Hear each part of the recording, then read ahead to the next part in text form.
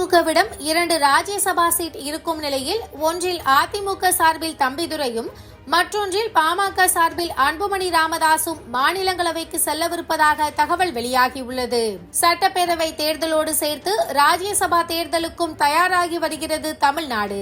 2020ஆம் ஆண்டு மார்ச் மாதம் திமுக சார்பில் திருச்சி சிவா, அந்தியூர் செல்வராஜ், NR இளங்கோ, கனிமொழி சோமு ஆகியோரும் அதிமுக சார்பில் தம்பிதுரை மற்றும் கூட்டணி கட்சியான தமாக தலைவர் GK வாசனும் மாநிலங்களவை எம்பிக்களாக பதவியேற்றனர். அவர்களது பதவிக்காலம் ஏப்ரல் 2ஆம் தேதியுடன் நிறைவடையும் நிலையில் மார்ச் 16ஆம் தேதி ராஜ்யசபா தேர்தல் நடைபெறும் என தேர்தல் ஆணையம் அறிவித்துள்ளது.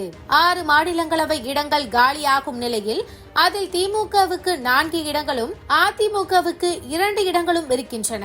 மார்ச் 5ஆம் தேதி வேட்புமனு தாக்கல் நிறைவடைவதால் எந்த கட்சி சார்பில் யார் போட்டியிடப் போகிறார்கள் என்பது முடிவாகியுள்ளது. அதன்படி அதிமுகவிடம் இருக்கும் 2 சீட்டில் ஒன்றை தற்போது எம்பியாக இருக்கும் தம்பிதுரைக்கே மீண்டும் கொடுக்க அதிக வாய்ப்பு இருப்பதாக சொல்கின்றனர். டெல்லியில் அதிமுகவின் குரலாக இருக்கும் தம்பிதுரையை மீண்டும் மாநிலங்களவைக்கு அனுப்புவதே EPSன் விருப்பம் என சொல்கின்றனர். அதேபோல் மற்றொரு இடத்தை பாமகவுக்கு கொடுக்க அதிமுக பொதுச் செயலாளர் EPS முடிவெடுத்துள்ளதாக தகவல் வெளியாகியுள்ளது. பாமக சார்பில் அக்கட்சியின் தலைவர் அன்புமணி ராமதாசே மாநிலங்களவைக்கு செல்லவிருப்பதாக கூறப்படுகிறது.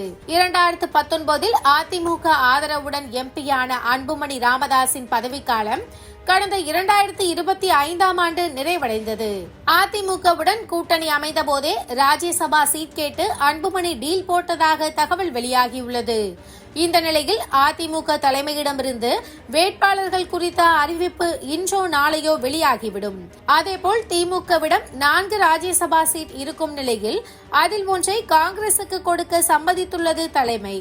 ஆனால் கூட்டணி பேச்சுவார்த்தை இன்னும் முடிவுக்கு வராததால் ராஜ்யசபா சீட் விவகாரமும் இழுபறியில் இருக்கிறது.